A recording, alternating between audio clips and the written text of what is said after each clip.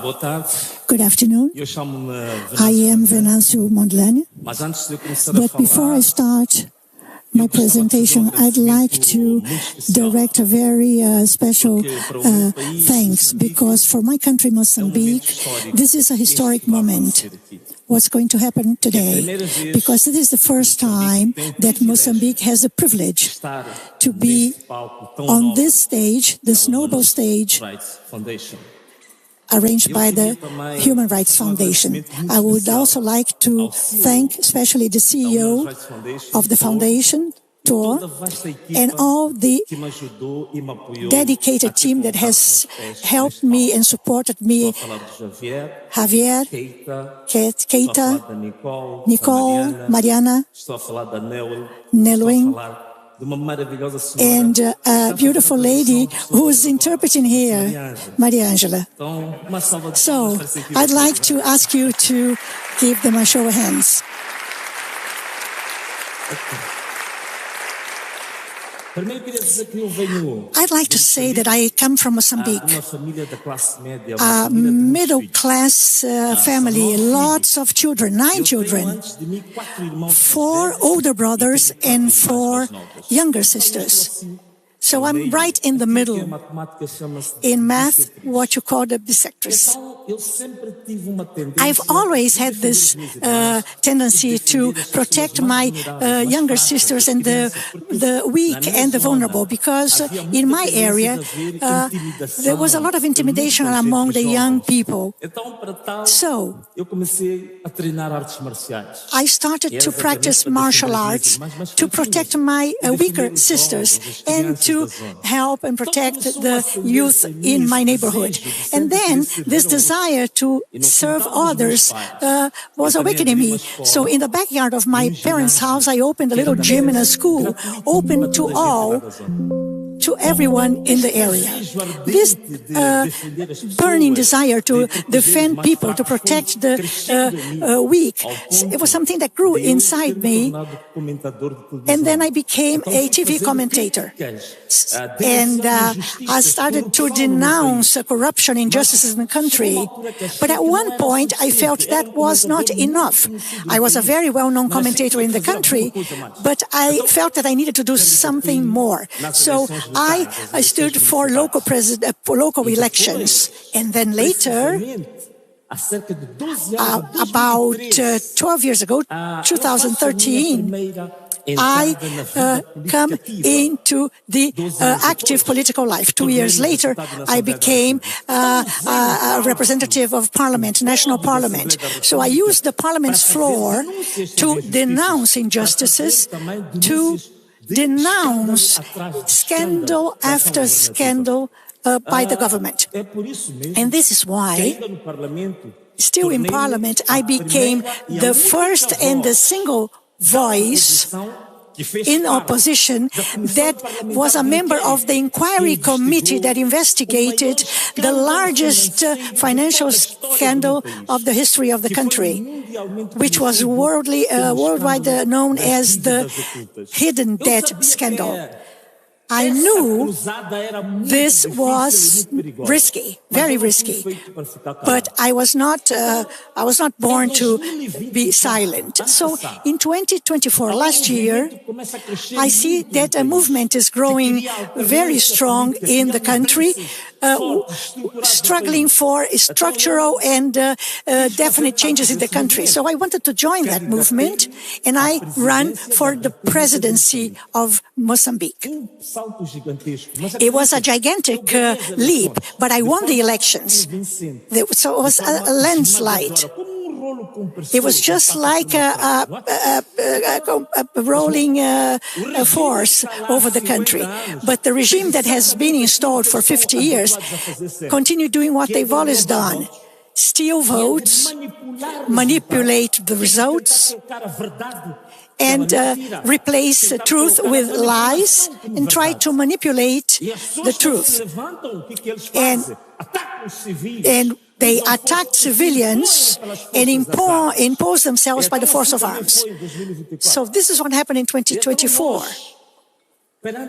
We before that, and I must say that this is something that has happened over the last 30 years, because the regime in the country dominates both the electoral system and the justice system.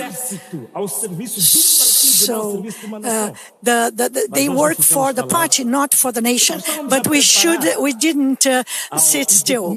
We were preparing the challenge of the decision to the highest level of the justice system. And while we prepared our appeal and the challenge of the decision, something very tragic happened. I was at home, sitting at the dinner table, looking at the messages in my phone, and instructing my team about my political project. And suddenly I heard shots, loud shots, gunshots, as if there were gangs shooting at each other outside. I asked my wife, "Did you hear that?" But then I didn't pay attention to that any longer. 1 hour later, though, I received a phone call, and this phone call changed completely my life. But I think also it changed the history of my country completely. In this phone call, I learned that my personal lawyer, who was also my national representative, together with a supporter of the party that supported my candidacy, were caught in an ambush in their car, and 25 shots were directed to them. They died instantly. For me, it was a shock. And it reminded me the moments when my brother died in an accident. But this was not an accident. This was a political issue, and everybody knew that. So on that day, I decided to call, 2 days later, a national strike, a national protest, not only because of Elvino or Paulo Guando, no, because of the hundreds of victims that have been silenced unjustly. And on the day that should happen, on the 21st of October, the day of the nationwide strike, they did something that's going to be recorded in the memory of all Mozambicans. This was the beginning of a highly bloody period in the country. But they came also after me. On that day, I suffered the 4th attempt against my life. I was giving an interview to national, international journalists, and we were shot, both them and myself. And then we had to flee, all of us. That day, I had to leave the country, and I was exiled for 3 months.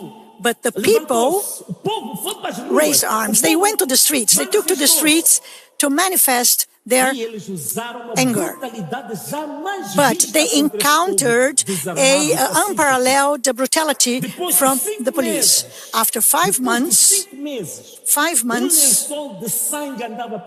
blood covered all the capitals in Mozambique. And the balance was enormous. 400 people were killed because they were demanding truth and dignity. 400 people were killed, of which corpses were found in mass graves. About 2,000 people were shot, and still, as I speak, carry bullets in their bodies. And when they go to a public hospital, when they are recognized among those shot, they don't receive treatment.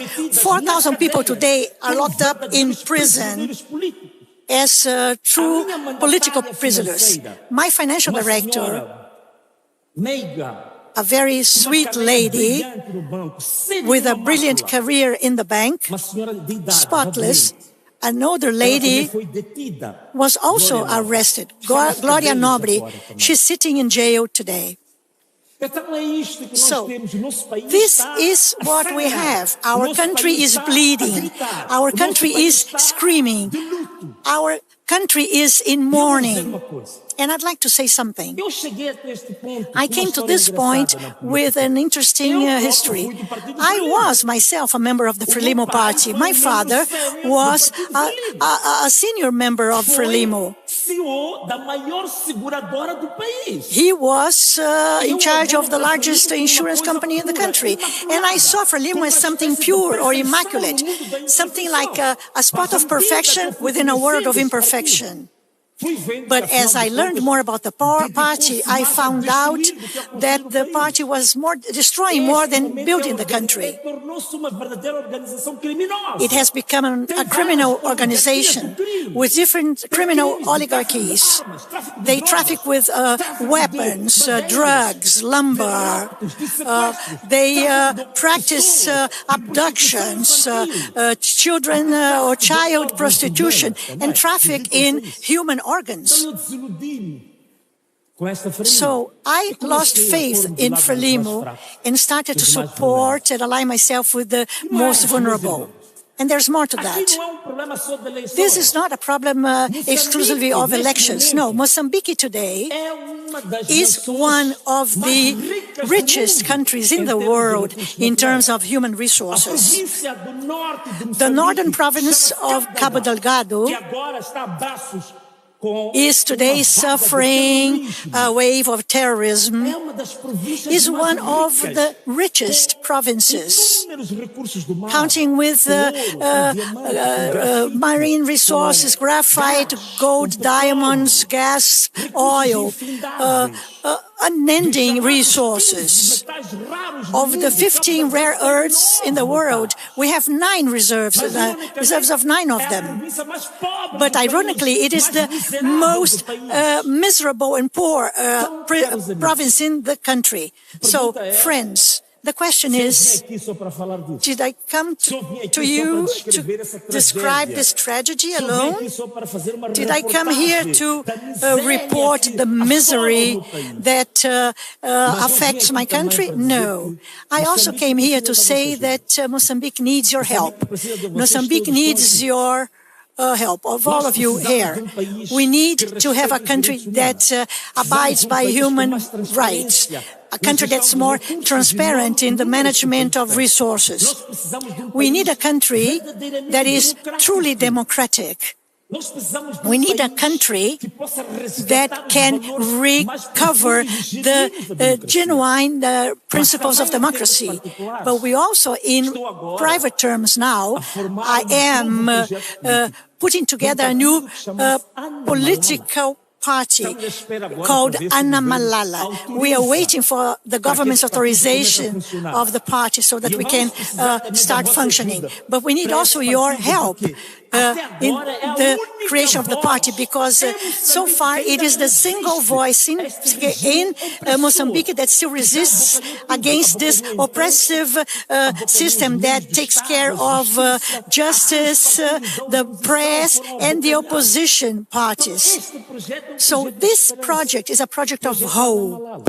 It's the Ana Malala project. This is the hope we want to carry. But I know that many of you want to applaud me. But before you do that, I'd like to plead with you to this magnificent public here.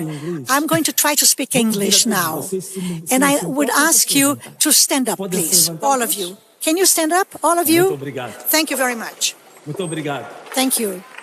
Olha, esta palavra que está escrita ali, that you see here, Ana Malala, that is written there, Ana Malala, is the word of a local language called Emakwa. It means in Emakwa, enough is enough. This word in my country is the word of hope. And I want you to join me to increase the hope of the Mozambican people. I will count 3. 1, 2, 3. When I say 3, I want you to shout loudly and say 3 times, Ana Malala, Ana Malala, Ana Malala. Let's go. 1, 2, 3. Ana Malala, Ana Malala, Ana Malala. Thank you.